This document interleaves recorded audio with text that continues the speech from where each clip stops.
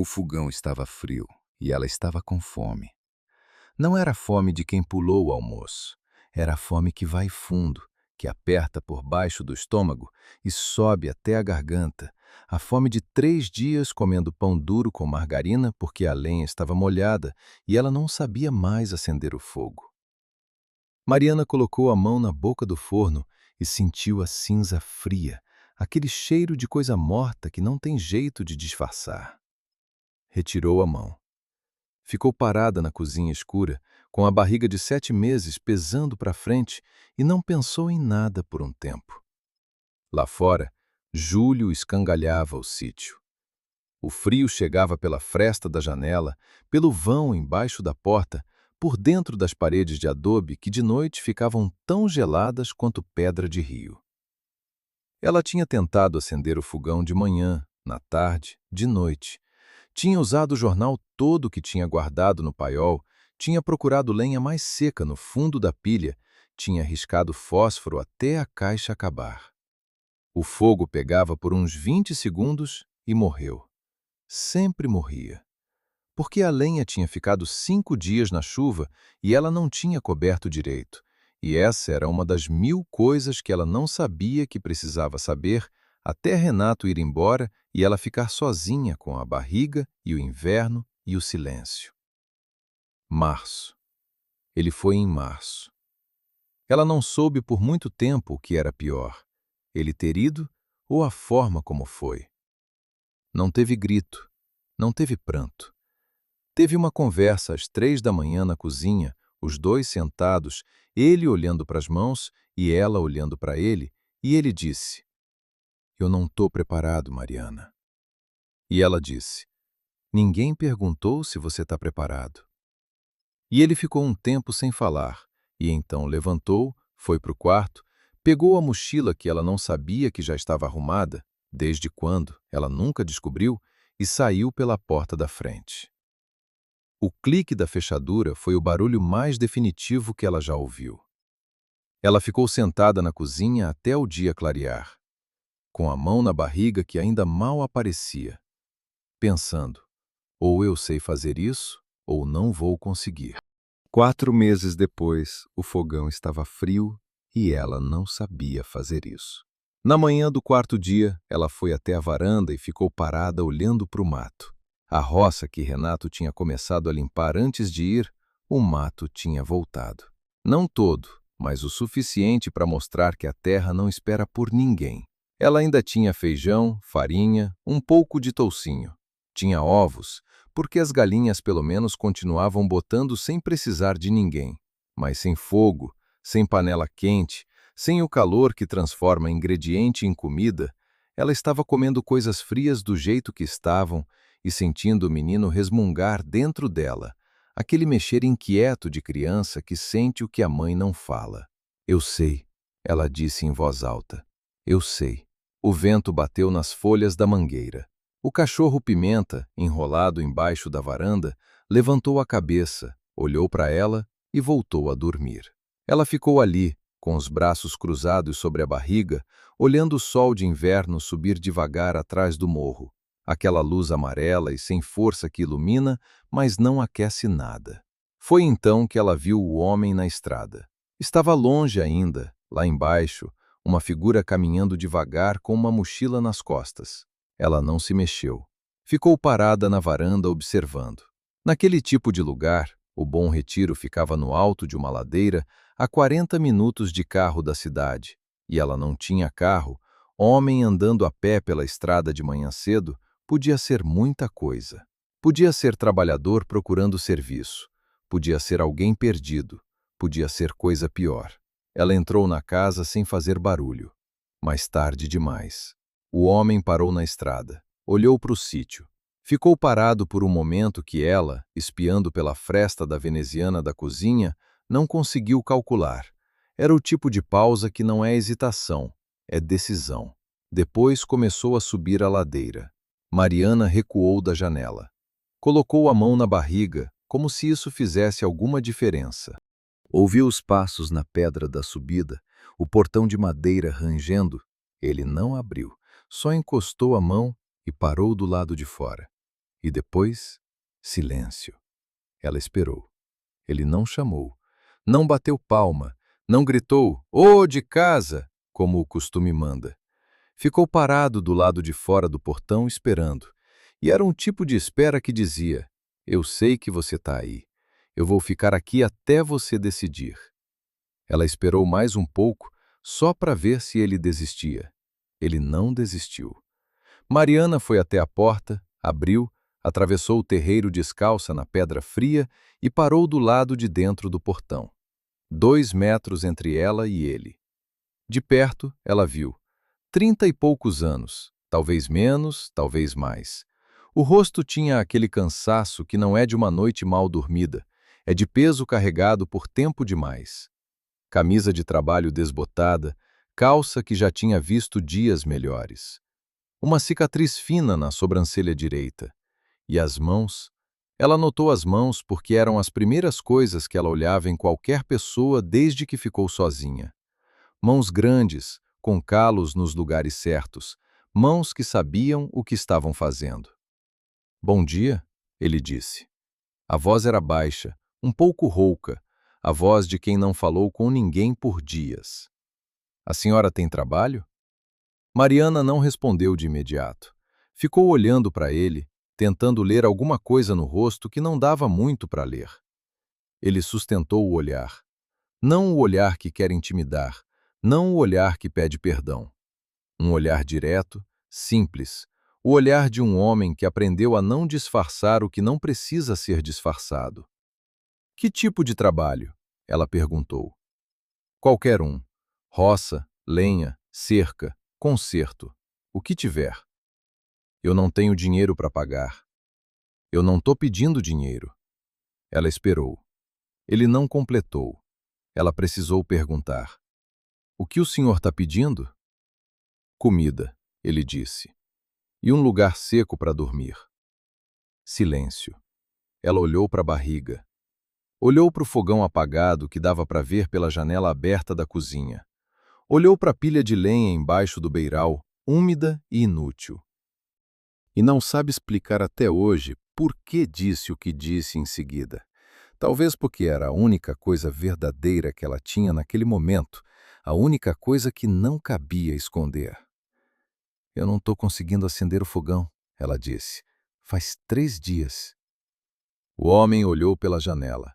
Ficou um segundo em silêncio, calculando algo que ela não entendia. "Posso ver?" Ela abriu o portão. Não porque confiava, não porque não tinha medo. Abriu porque o frio era real, a fome era real, e a lata de fósforos estava vazia em cima do fogão morto.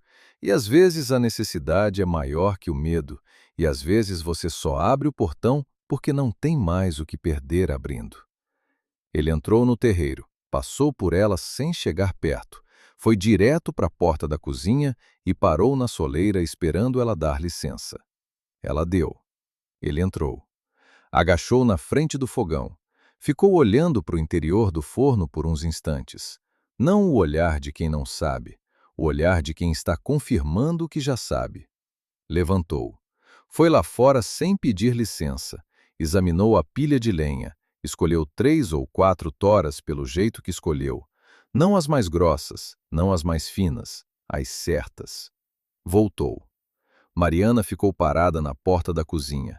Não sabia onde colocar as mãos. Ele pegou a faca de Renato que estava na bancada. Ela não tinha guardado e não tinha jogado fora. Estava ali, parada como um objeto que não sabe que o dono foi embora. E começou a trabalhar numa das toras. Não jornal. Cavacos.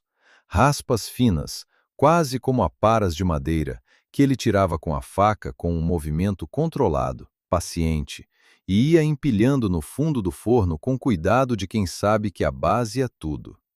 Depois a lenha fina por cima, depois a lenha mais grossa nos lados. "Fósforo", ele disse sem virar. "Acabou", ela disse. Ele colocou a mão no bolso da calça e tirou um isqueiro. Clicou uma vez. A chama amarela apareceu. Ele a aproximou dos cavacos com cuidado, por baixo, e esperou. Os cavacos pegaram. A lenha fina pegou. A lenha grossa pegou. Em menos de 3 minutos, o fogão estava aceso e o calor começou a sair pela boca do forno. Aquele calor de lenha que é diferente de qualquer outro calor, que tem cheiro e tem som e tem cor, que não é só temperatura, é outra coisa.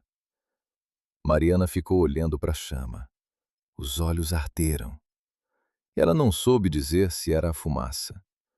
O homem fechou a porta do forno, levantou, enxugou as mãos na calça. Obrigada, ela disse. A palavra saiu pequena. Ele assentiu. Ficou parado na cozinha como se esperasse ela tomar uma decisão. Ela tomou. O senhor pode ficar no quarto dos fundos. Tem um catre lá. Tá bom. E o seu nome? Ele olhou para ela. Uma pausa de 1 segundo. Não para pensar no nome, para decidir se ia dizer. Cláudio. Só isso.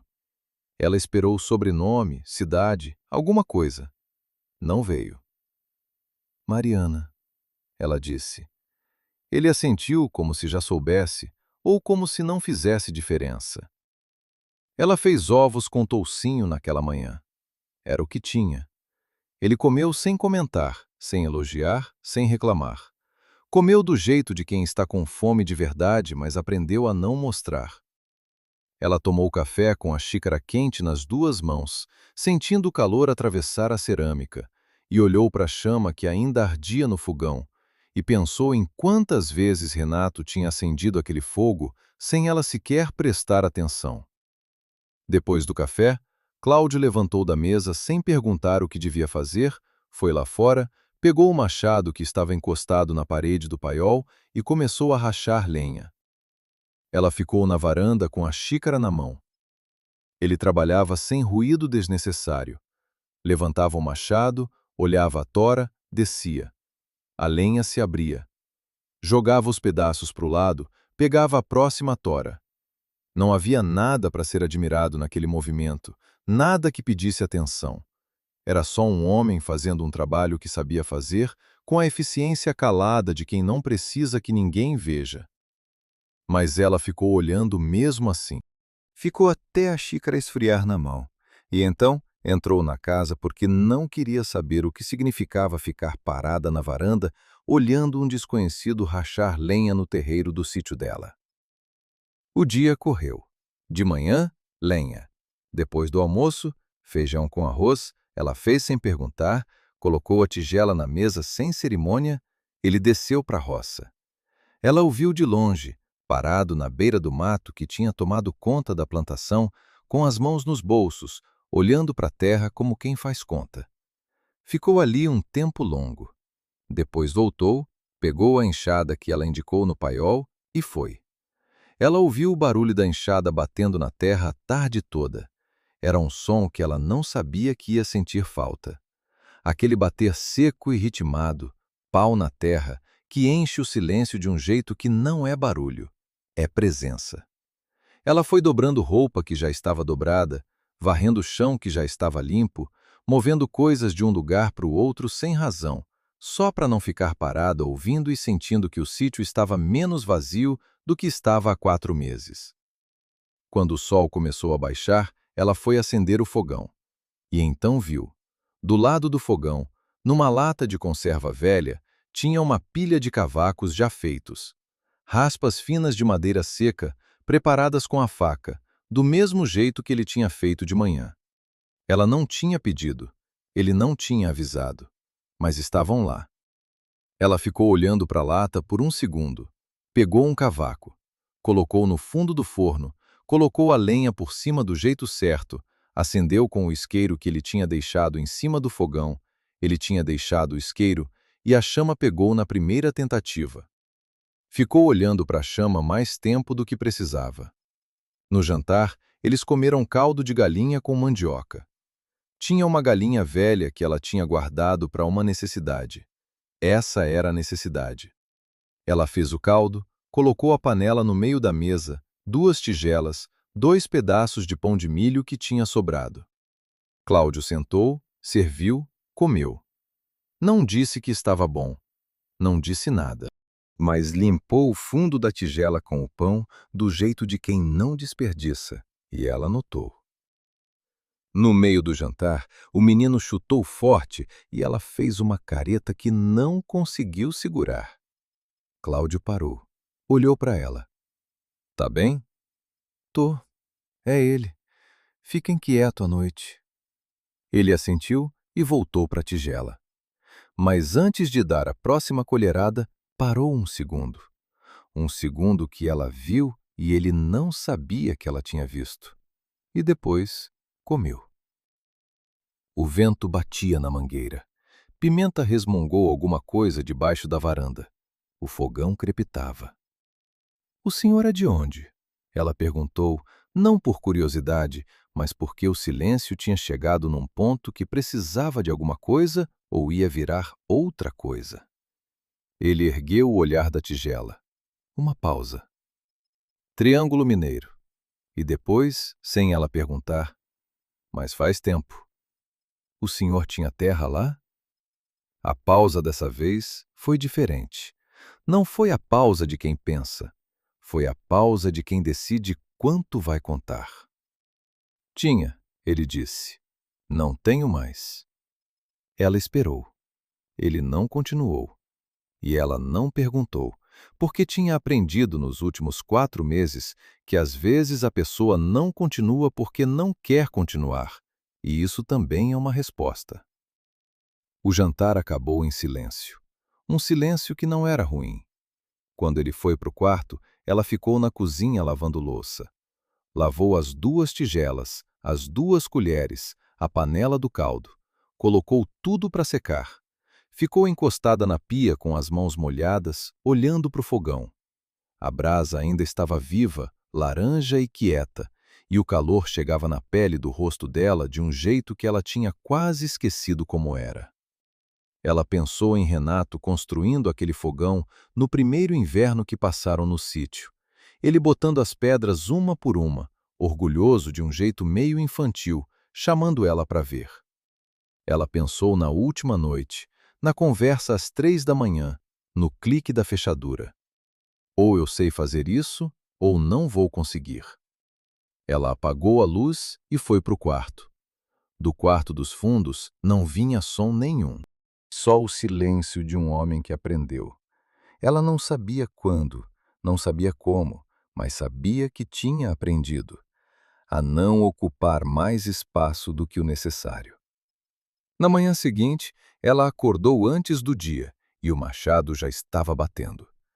Ficou deitada na escuridão ouvindo. Ainda não tinha clareado. Devia ser umas 5 da manhã.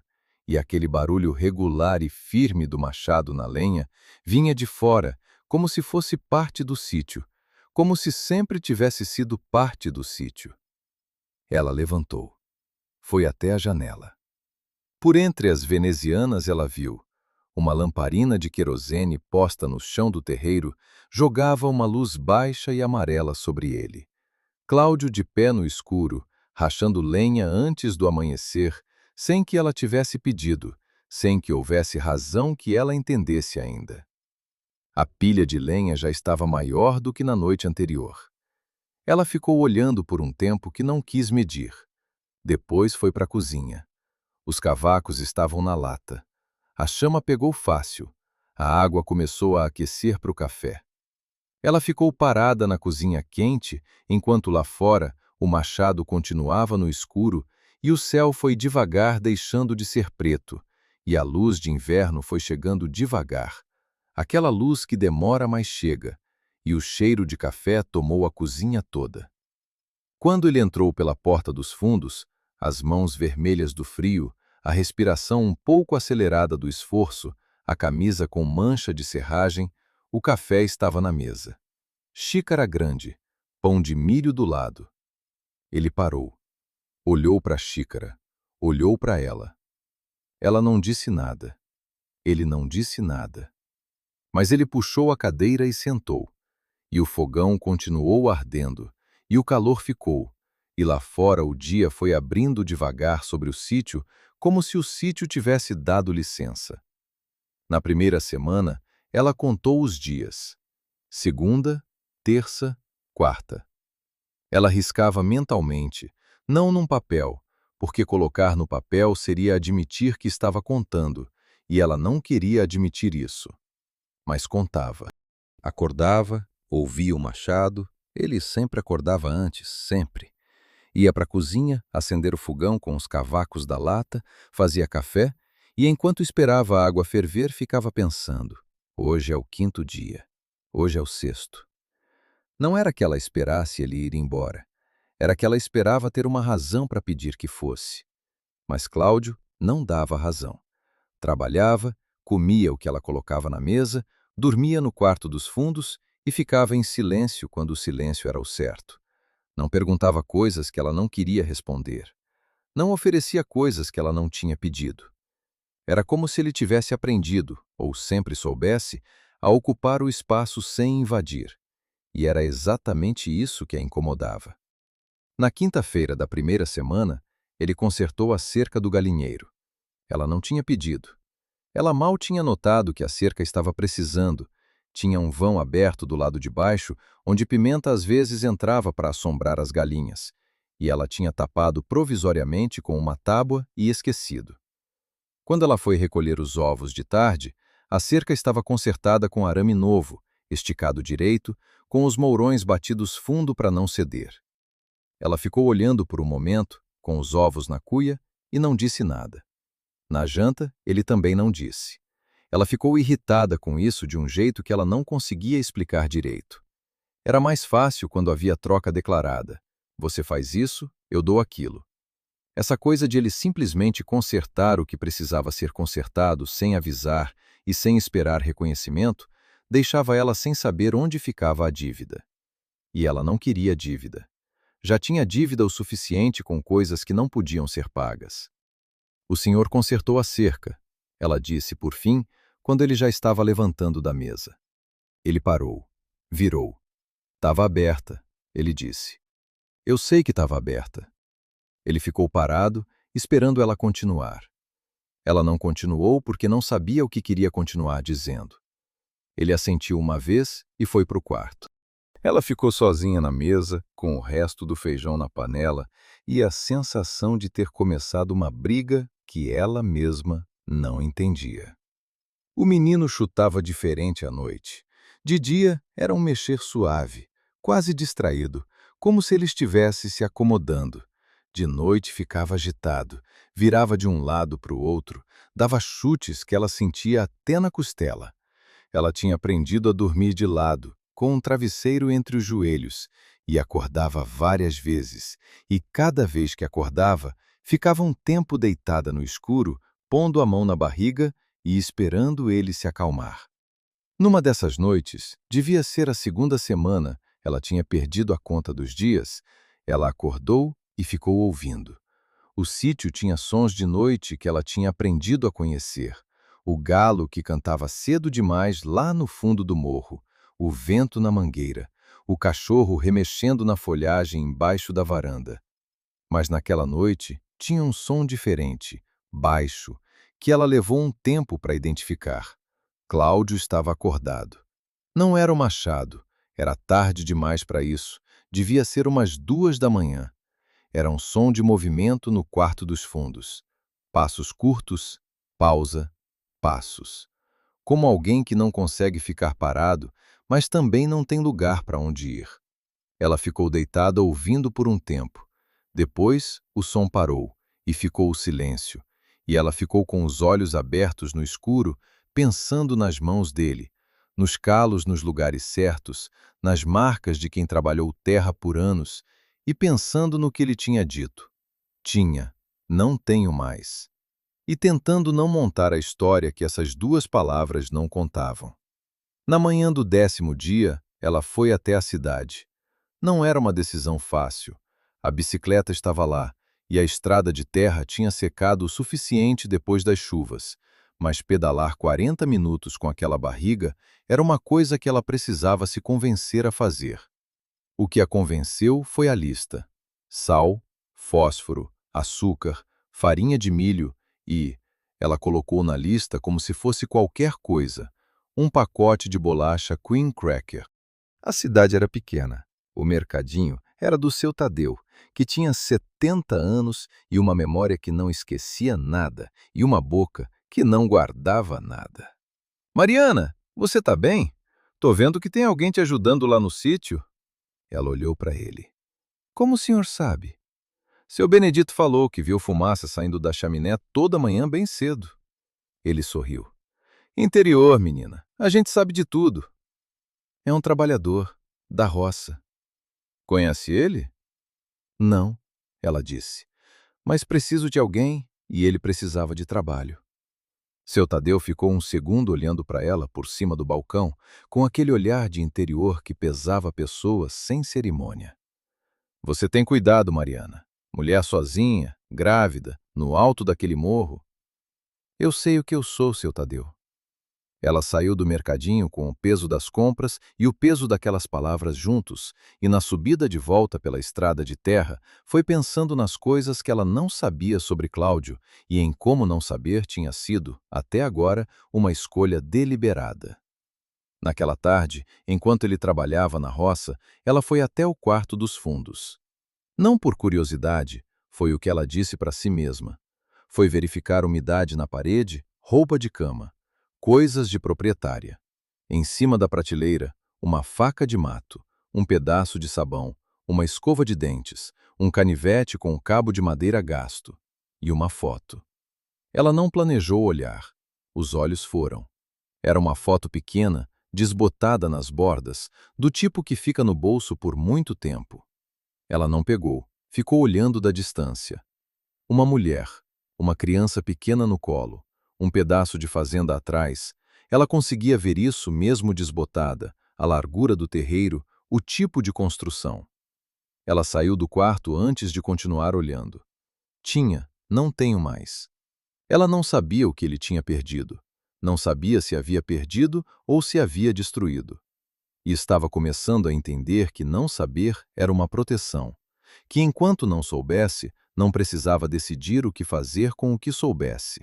Naquela noite, ela tentou perguntar. No meio da janta, ela olhou para ele e disse: O senhor tem família?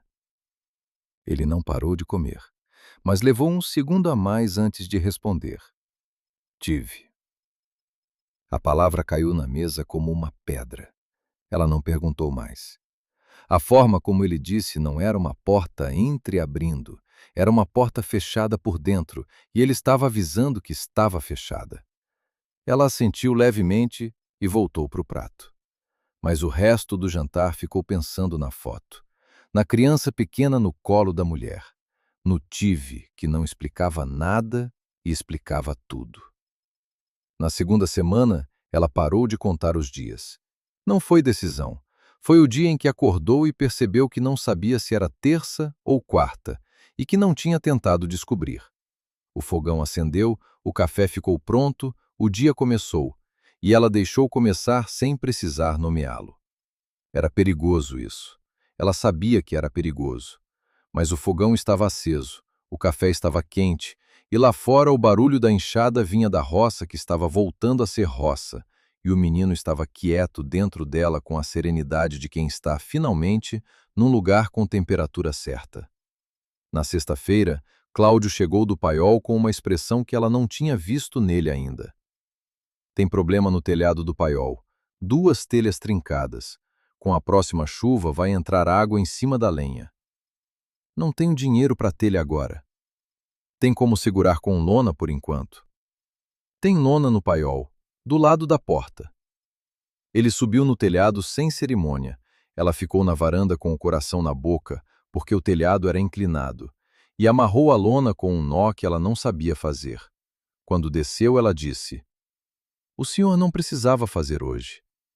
A chuva vem amanhã, ele disse. Ela olhou para o céu. Não via nuvem. Na manhã seguinte choveu e a lenha ficou seca. Ela ficou pensando nisso enquanto ouvia a chuva bater no telhado, que ele tinha olhado para o mesmo céu que ela e visto outra coisa. Que essa era uma das diferenças entre quem passou a vida sabendo o que fazer e quem passou a vida vendo alguém fazer. Renato sabia olhar o céu também. Mas Renato foi embora. Na noite do 15º dia, ela foi até a cozinha beber água e viu a porta dos fundos entreaberta. Ela foi até a porta e olhou. Cláudio estava sentado no degrau do terreiro, de costas para ela, com os cotovelos nos joelhos e a cabeça levemente baixa.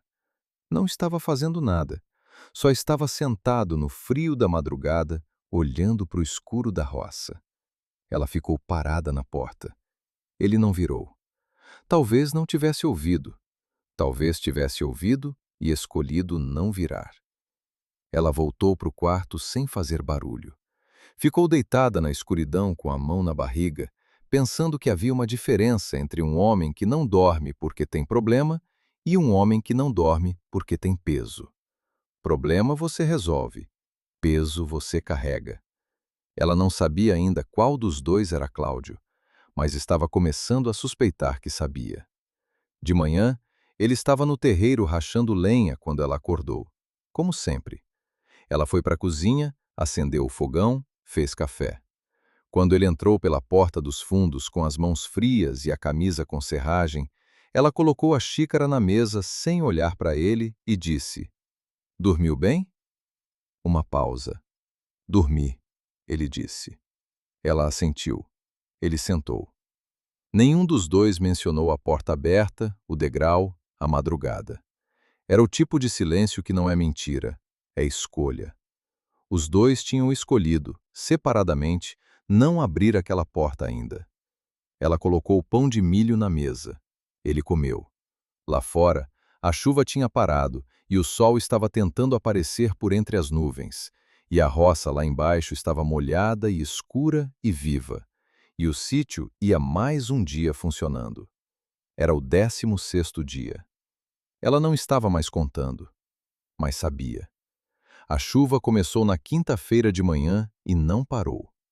Não era a chuva de verão que cai forte por meia hora e passa. Era a chuva de inverno, aquela que não tem pressa, que chega baixa e pesada e decide ficar. O céu fechou de um cinza que não tinha gradação. Não era mais claro aqui e mais escuro ali. Era cinza igual do horizonte ao horizonte, como se alguém tivesse colocado uma tampa sobre o mundo. Cláudio ainda foi trabalhar. Ela viu da janela. Ele saiu de manhã cedo com um enxadão no ombro, a chuva batendo nas costas, e desceu para a roça como se o tempo não fosse o tempo. Ela ficou olhando até ele sumir entre a vegetação lá embaixo, e então foi fazer café e tentou não pensar no que estava sentindo, que era alguma coisa entre admiração e irritação, e uma terceira coisa que ela ainda não tinha nome para dar. Dentro de casa, o dia foi lento. Ela costurou, leu um pedaço de revista velha, colocou feijão de molho, varreu o terreiro quando a chuva deu uma trégua de 20 minutos e molhou os pés sem querer. O menino ficou quieto a maior parte do dia, aquela quietude de bebê que ora tranquiliza, ora assusta, e ela ficou pondo a mão na barriga de vez em quando só para confirmar que ele estava lá. De tarde, a chuva voltou com mais força, e de tarde, Cláudio não voltou no horário. Ela começou a notar o atraso por volta das 4. Normalmente, ele chegava quando o sol começava a baixar. Mas o sol não aparecia naquele dia, então ela usou o fogão. Quando estava na hora de começar o jantar, ele ainda não tinha voltado. Ela colocou a panela no fogo. Esperou. 5 horas. O feijão estava quase pronto. Pimenta latiu uma vez lá fora, o latido curto de cachorro que ouviu alguma coisa, mas não sabe o quê. Ela foi até a janela e olhou para o terreiro encharcado. Nada. Ela desligou o fogo. Foi até a porta dos fundos, abriu, ficou parada na soleira com a chuva batendo no beiral. Lá embaixo, na direção da roça, não dava para ver nada. A luz estava indo embora e a chuva formava uma cortina que apagava os detalhes. Ela voltou para dentro, ficou parada na cozinha. Ele era adulto, sabia o que estava fazendo. Provavelmente tinha esperado a chuva diminuir em algum abrigo. Ela não era responsável por ele. Ele não era responsável por ela.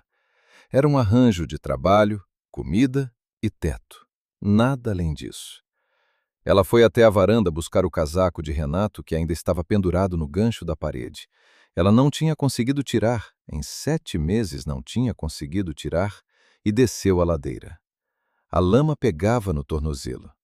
Ela tinha botado as botas de borracha altas, que eram de Renato, e ficavam grandes nos pés dela, mas eram o que tinha.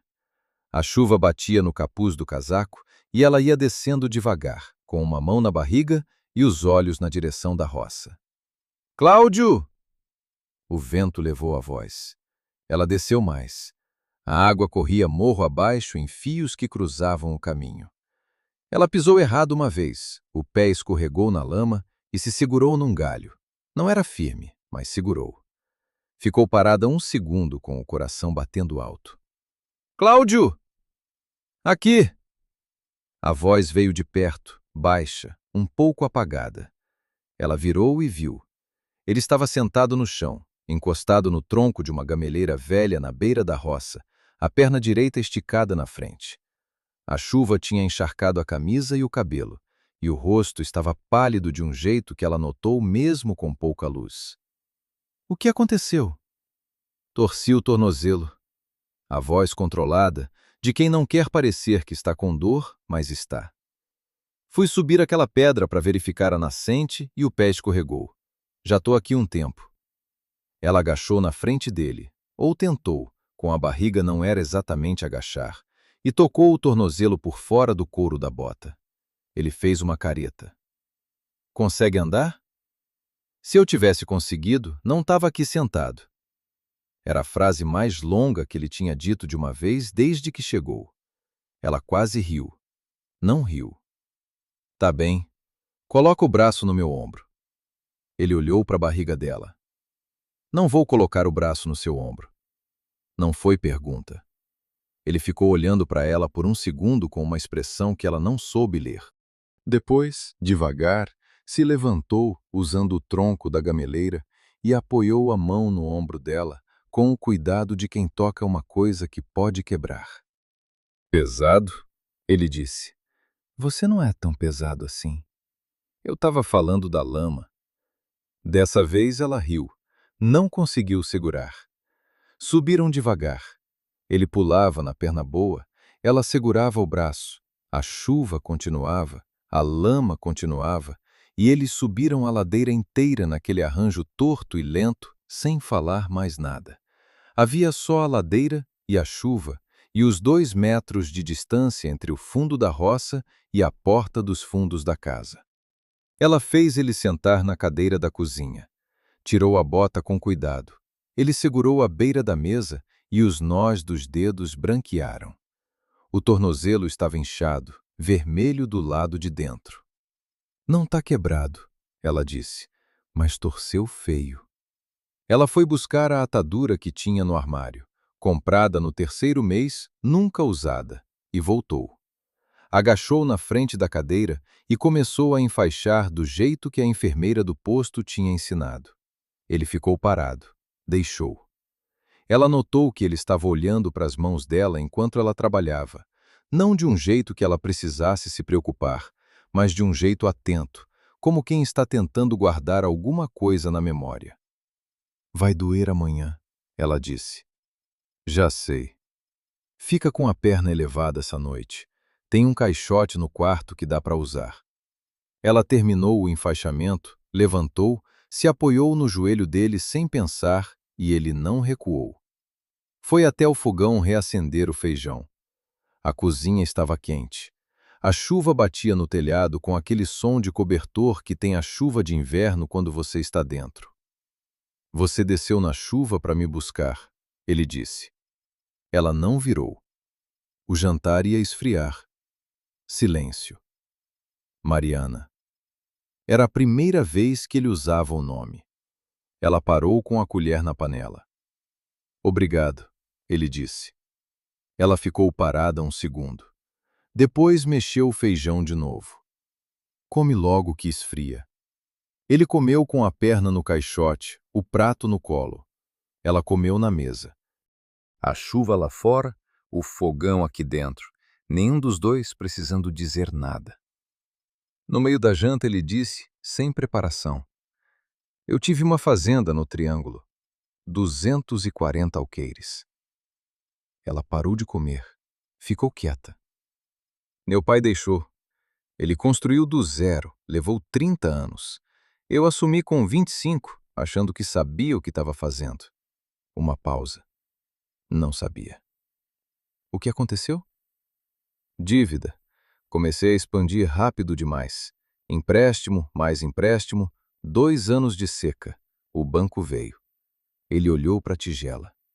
Levou tudo. A terra, o gado, a casa, tudo que meu pai tinha construído em 30 anos. O vento bateu na janela. Pimenta latiu uma vez lá fora. Quanto tempo faz? 3 anos. E a família? Ela hesitou. A foto no quarto? Minha mulher e minha filha foram morar com a mãe dela quando a fazenda foi. A voz plana, ensaiada. Não foi culpa dela. Eu tinha dívida, não tinha mais nada, e ela tinha uma filha pequena para criar. Você vê a menina? Às vezes, quando eu tenho dinheiro para passagem. Como ela se chama? Uma pausa mais longa. Ela viu alguma coisa atravessar o rosto dele, rápido, um segundo, antes de lhe responder. Beatriz. Tem 4 anos agora. Ela assentiu. Não disse que pena, nem nenhuma das coisas que as pessoas dizem quando não sabem o que dizer. Ficou quieta, porque quieto era o certo. Depois de um tempo ele disse, quase para si mesmo: Eu trabalhei a vida inteira igual meu pai, igual ele tinha me ensinado. E mesmo assim... Ela olhou para a chama do fogão. Meu pai também perdeu tudo uma vez. Terra, casa, o que tinha. Não foi dívida, foi enchente. Mas foi tudo do mesmo jeito. Ele ergueu os olhos para ela. O que ele fez? Voltou. Ela encolheu os ombros levemente. Começou de novo num lugar menor. Nunca ficou rico, mas ficou de pé. Cláudio ficou olhando para ela com aquele olhar de quem está avaliando se a pessoa acredita no que está dizendo. Ela acreditava. Ou estava aprendendo a acreditar. Ele voltou para o prato. Ela voltou para o prato. A chuva continuou. De noite, ela não conseguiu dormir. Ficou deitada ouvindo a chuva e pensando no que ele tinha contado, não nas palavras, nas pausas. No às vezes, quando eu tenho dinheiro para passagem. No não foi culpa dela, que era verdade e também era uma sentença que ele carregava sem recorrer. Na Beatriz, de 4 anos, que talvez não soubesse direito por que o pai não estava em casa. O menino mexeu dentro dela, um mexer lento de quem está dormindo e sonhando. Ela ficou com a mão na barriga, no escuro, pensando que havia uma crueleza específica na perda do que você construiu com as próprias mãos. Diferente de perder o que você recebeu, porque quando você perde o que construiu, você perde a prova de que era capaz. Ela entendia isso melhor do que queria entender. Mas o fogão estava aceso, e lá no quarto dos fundos, pela primeira vez desde que chegou, ela não ouviu passos. Ela não ouviu movimento. Ela ouviu o silêncio de um homem que, por uma noite, pelo menos, tinha pousado peso. Na manhã seguinte, a chuva tinha parado. O céu estava lavado, daquele azul fundo que só aparece depois de 2 dias de chuva, e o cheiro de terra molhada subia de toda parte. Cláudio estava na cadeira da cozinha quando ela acordou. O fogão estava aceso. Ele tinha acendido sem ela, com os cavacos da lata. Ela parou na porta da cozinha. Ele olhou para ela. Tornozelo melhora em 2 dias se ficar parado, ele disse. Eu sei como é. Ela foi até o fogão, colocou água para esquentar mais, sentou na mesa. Beatriz, ela disse de repente. Ele ergueu o olhar. Quando você foi embora, ela tinha 1 ano e 2 meses. Ela segurou a xícara com as 2 mãos. Ela te conhece? A pausa durou mais que as outras. Ela sabe que eu existo, ele disse. Se me conhece, ele não terminou. Ela assentiu. O meu, ela disse com a mão na barriga, vai me conhecer desde o começo. Não era julgamento. Ele entendeu, porque não respondeu na defensiva.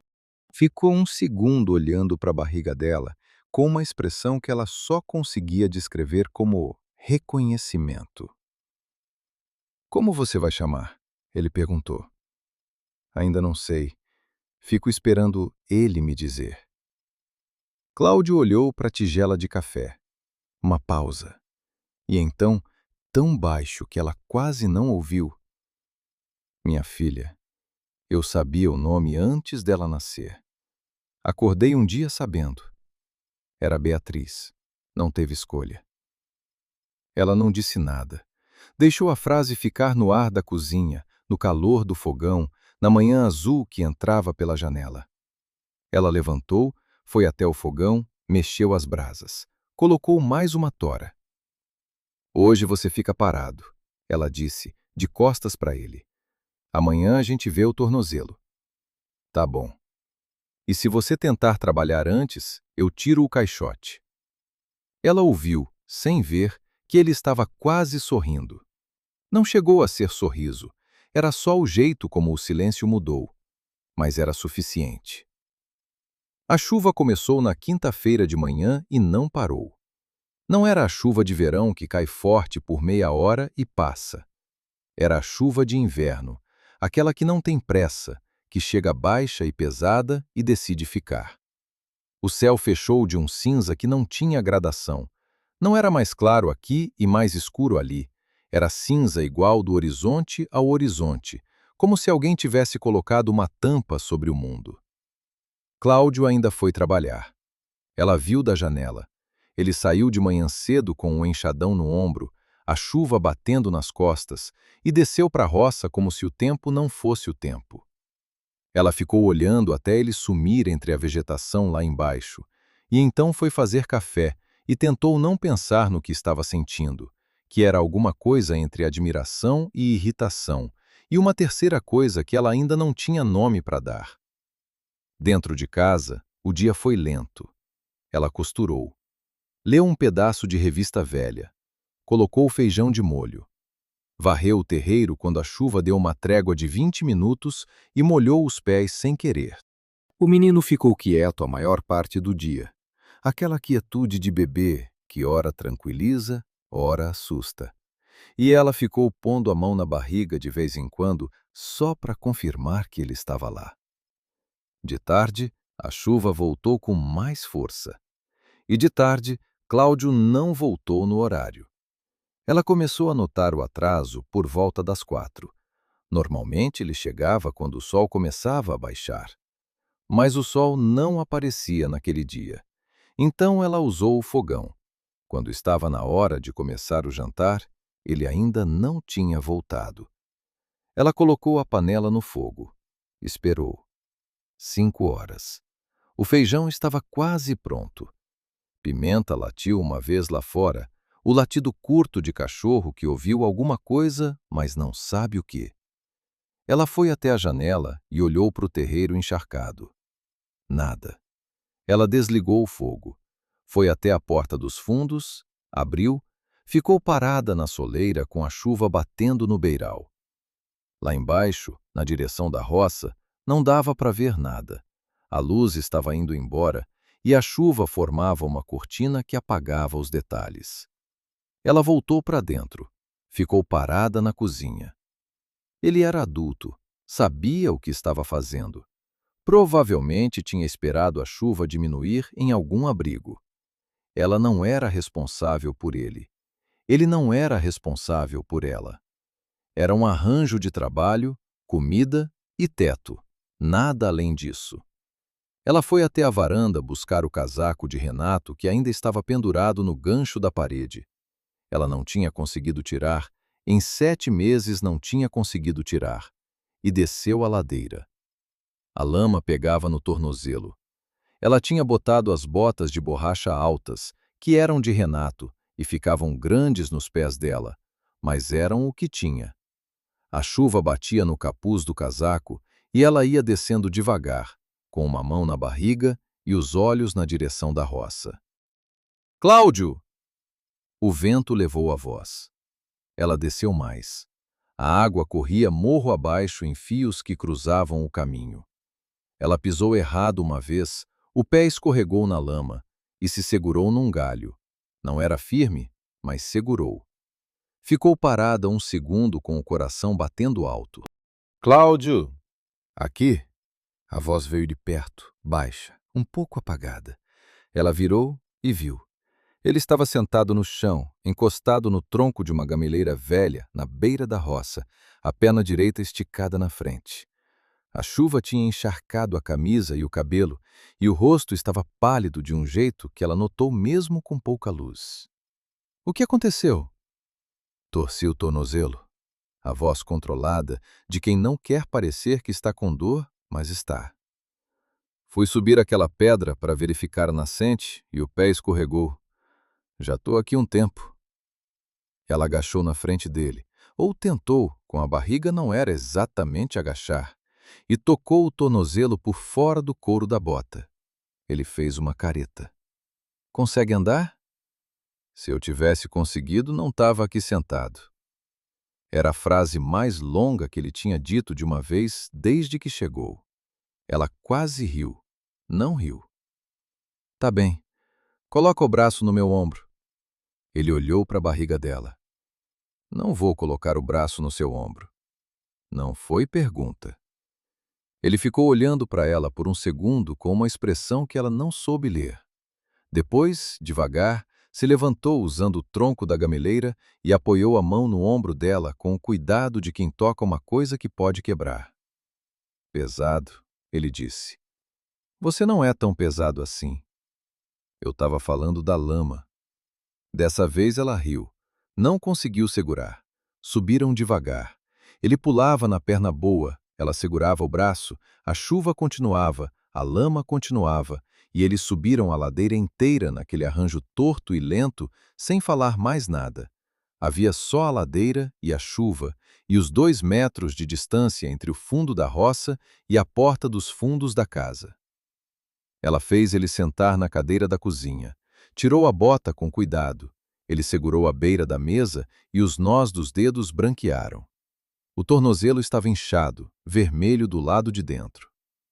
Não tá quebrado, ela disse, mas torceu feio. Ela foi buscar a atadura que tinha no armário, comprada no 3º mês, nunca usada, e voltou. Agachou na frente da cadeira e começou a enfaixar do jeito que a enfermeira do posto tinha ensinado. Ele ficou parado. Deixou. Ela notou que ele estava olhando para as mãos dela enquanto ela trabalhava. Não de um jeito que ela precisasse se preocupar, mas de um jeito atento, como quem está tentando guardar alguma coisa na memória. Vai doer amanhã, ela disse. Já sei. Fica com a perna elevada essa noite. Tem um caixote no quarto que dá para usar. Ela terminou o enfaixamento, levantou, se apoiou no joelho dele sem pensar e ele não recuou. Foi até o fogão reacender o feijão. A cozinha estava quente. A chuva batia no telhado com aquele som de cobertor que tem a chuva de inverno quando você está dentro. Você desceu na chuva para me buscar, ele disse. Ela não virou. O jantar ia esfriar. Silêncio. Mariana. Era a primeira vez que ele usava o nome. Ela parou com a colher na panela. Obrigado, ele disse. Ela ficou parada um segundo. Depois, mexeu o feijão de novo. Come logo que esfria. Ele comeu com a perna no caixote, o prato no colo. Ela comeu na mesa. A chuva lá fora, o fogão aqui dentro, nenhum dos dois precisando dizer nada. No meio da janta ele disse, sem preparação. Eu tive uma fazenda no Triângulo, 240 alqueires. Ela parou de comer. Ficou quieta. Meu pai deixou. Ele construiu do zero, levou 30 anos. Eu assumi com 25, achando que sabia o que estava fazendo. Uma pausa. Não sabia. O que aconteceu? Dívida. Comecei a expandir rápido demais. Empréstimo, mais empréstimo, 2 anos de seca. O banco veio. Ele olhou para a tigela. Levou tudo: a terra, o gado, a casa. Tudo que meu pai tinha construído em 30 anos. O vento bateu na janela. Pimenta latiu uma vez lá fora. Quanto tempo faz? 3 anos. E a família? Ela hesitou. A foto no quarto. Minha mulher e minha filha foram morar com a mãe dela quando a fazenda foi. A voz plana, ensaiada. Não foi culpa dela. Eu tinha dívida, não tinha mais nada. E ela tinha uma filha pequena para criar. Você vê a menina? Às vezes, quando eu tenho dinheiro para passagem. Como ela se chama? Uma pausa mais longa. Ela viu alguma coisa atravessar o rosto dele. Rápido, 1 segundo, antes de ele responder. Beatriz. Tem 4 anos agora. Ela assentiu. Não disse que pena nem nenhuma das coisas que as pessoas dizem quando não sabem o que dizer. Ficou quieta, porque quieto era o certo. Depois de um tempo, ele disse, quase para si mesmo: eu trabalhei a vida inteira igual meu pai, igual ele tinha me ensinado. E mesmo assim. Ela olhou para a chama do fogão.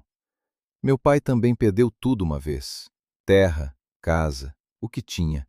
Não foi dívida, foi enchente. Mas foi tudo do mesmo jeito. Ele ergueu os olhos para ela. O que ele fez? Voltou. Ela encolheu os ombros levemente. Começou de novo num lugar menor. Nunca ficou rico, mas ficou de pé. Cláudio ficou olhando para ela com aquele olhar de quem está avaliando se a pessoa acredita no que está dizendo. Ela acreditava. Ou estava aprendendo a acreditar. Ele voltou para o prato. Ela voltou para o prato. A chuva continuou. De noite, ela não conseguiu dormir. Ficou deitada ouvindo a chuva e pensando no que ele tinha contado. Não nas palavras, nas pausas. No às vezes, quando eu tenho dinheiro para passagem. No não foi culpa dela, que era verdade e também era uma sentença que ele carregava sem recorrer. Na Beatriz de 4 anos, que talvez não soubesse direito porque o pai não estava em casa. O menino mexeu dentro dela, um mexer lento de quem está dormindo e sonhando. Ela ficou com a mão na barriga, no escuro, pensando que havia uma crueleza específica na perda do que você construiu com as próprias mãos. Diferente de perder o que você recebeu. Porque quando você perde o que construiu, você perde a prova de que era capaz. Ela entendia isso melhor do que queria entender. Mas o fogão estava aceso. E lá no quarto dos fundos, pela primeira vez desde que chegou, ela não ouviu passos. Ela não ouviu movimento. Ela ouviu o silêncio de um homem que, por uma noite pelo menos, tinha pousado o peso. Na manhã seguinte, a chuva tinha parado. O céu estava lavado, daquele azul fundo que só aparece depois de 2 dias de chuva, e o cheiro de terra molhada subia de toda parte. Cláudio estava na cadeira da cozinha quando ela acordou. O fogão estava aceso. Ele tinha acendido sem ela, com os cavacos da lata. Ela parou na porta da cozinha. Ele olhou para ela. Tornozelo melhora em 2 dias se ficar parado, ele disse. Eu sei como é. Ela foi até o fogão, colocou água para esquentar mais. Sentou na mesa. Beatriz, ela disse de repente. Ele ergueu o olhar. Quando você foi embora, ela tinha 1 ano e 2 meses. Ela segurou a xícara com as 2 mãos. Ela te conhece? A pausa durou mais que as outras. Ela sabe que eu existo, ele disse. Se me conhece? Ele não terminou. Ela assentiu. O meu, ela disse com a mão na barriga, vai me conhecer desde o começo. Não era julgamento. Ele entendeu porque não respondeu na defensiva. Ficou 1 segundo olhando para a barriga dela com uma expressão que ela só conseguia descrever como reconhecimento. Como você vai chamar? Ele perguntou. Ainda não sei. Fico esperando ele me dizer. Cláudio olhou para a tigela de café. Uma pausa. E então, tão baixo que ela quase não ouviu. Minha filha, Eu sabia o nome antes dela nascer. Acordei um dia sabendo. Era Beatriz. Não teve escolha. Ela não disse nada. Deixou a frase ficar no ar da cozinha, no calor do fogão, na manhã azul que entrava pela janela. Ela levantou, foi até o fogão, mexeu as brasas. Colocou mais uma tora. Hoje você fica parado, ela disse, de costas para ele. Amanhã a gente vê o tornozelo. Tá bom. E se você tentar trabalhar antes, eu tiro o caixote. Ela ouviu, sem ver, que ele estava quase sorrindo. Não chegou a ser sorriso. Era só o jeito como o silêncio mudou. Mas era suficiente. O menino nasceu numa terça-feira de manhã, 22 dias antes do prazo. Começou na madrugada de segunda. Não como ela tinha imaginado, não como o livrinho descrevia.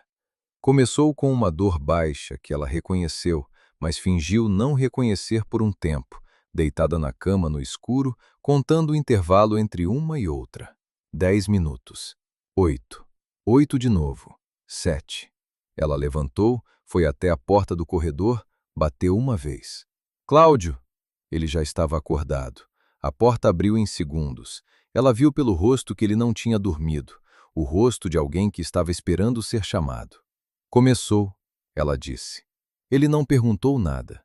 Foi buscar o casaco dele, foi buscar o casaco dela. Foi até o quarto dela pegar a bolsa que ela tinha deixado pronta há 3 semanas. A bolsa que ela tinha feito questão de preparar sozinha, como prova de que estava preparada. Eu vou buscar o caminhonete de seu Benedito, ele disse. Tô indo com você. Não vai. Fica aqui. Volto em 10 minutos. Ela ia argumentar.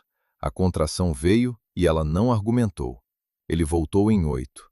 A estrada de terra de madrugada era outra coisa.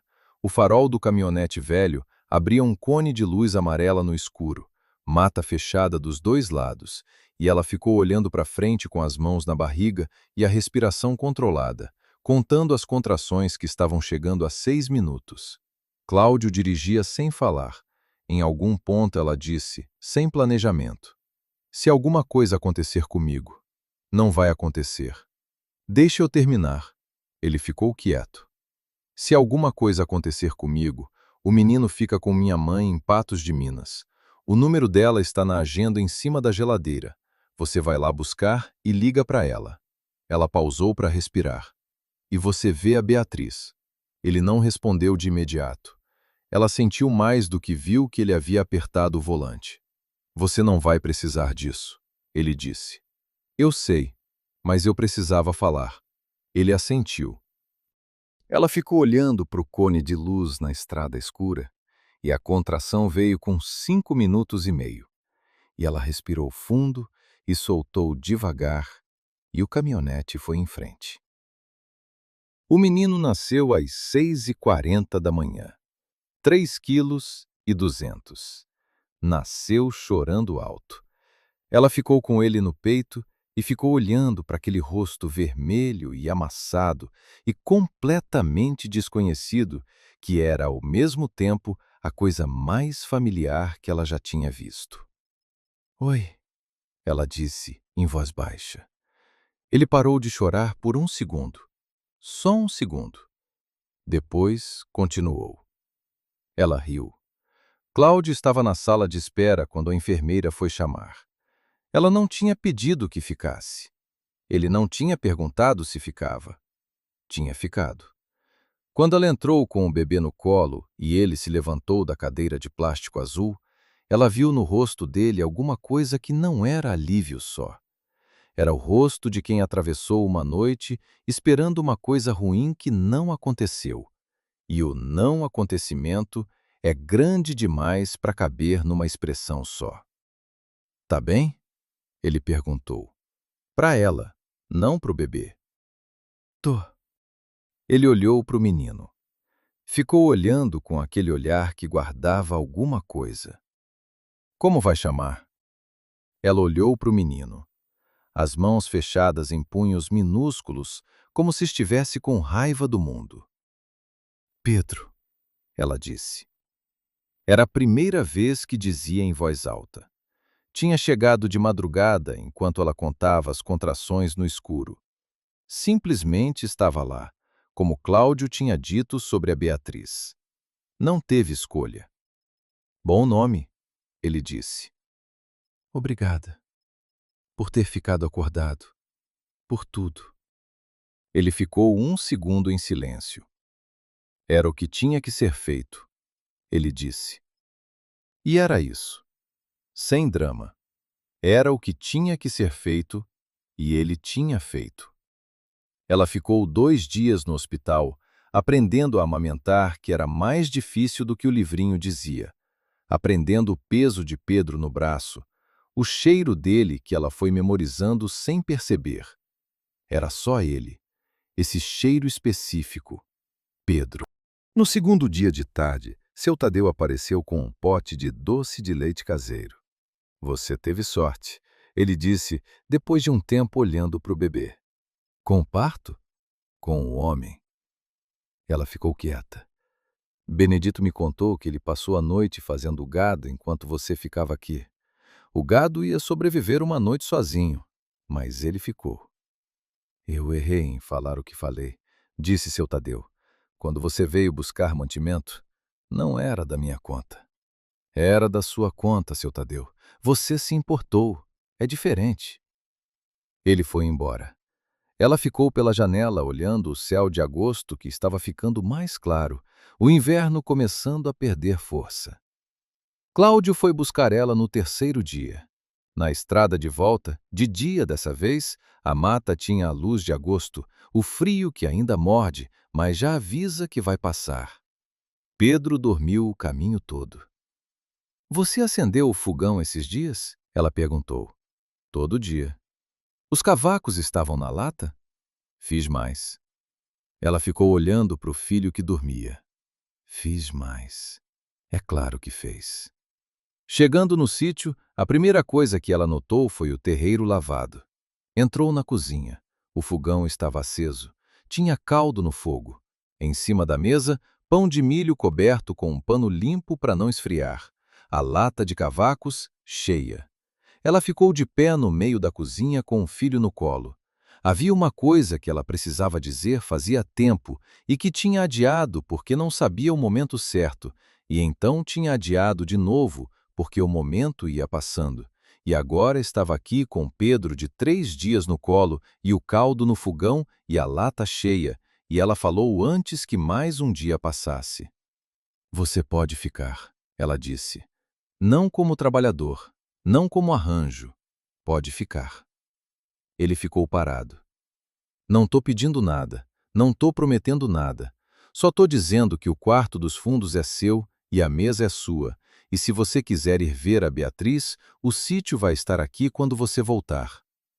Ele ficou olhando para ela, depois para o Pedro, depois para o fogão. Tá bom, ele disse. 2 palavras.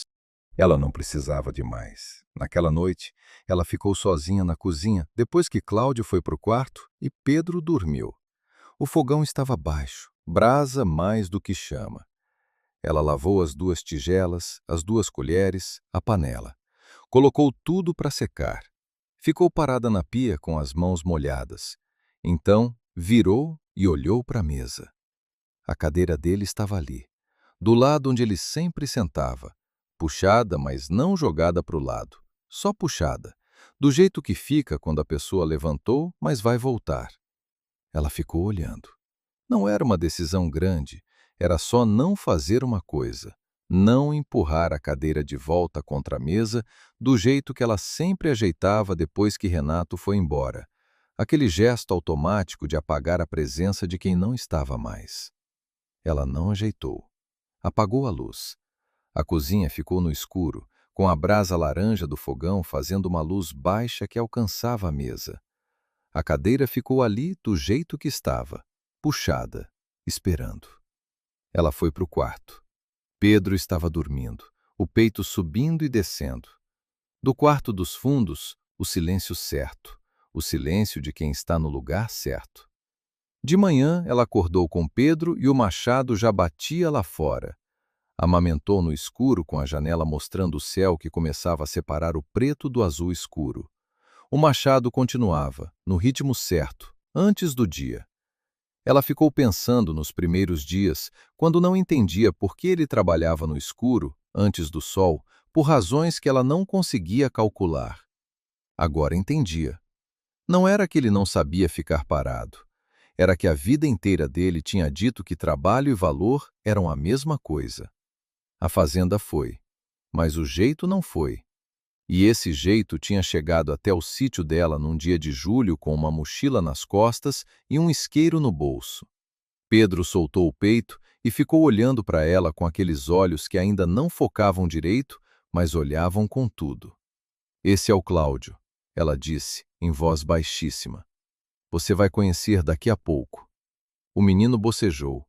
Ela riu, baixinho, para não acordar ninguém. Quando o dia clareou, ela foi para a cozinha com Pedro no colo.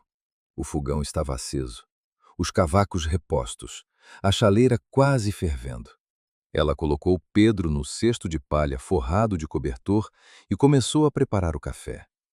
Quando Cláudio entrou pela porta dos fundos, as mãos com serragem, ela estava de costas para ele mexendo o mingau.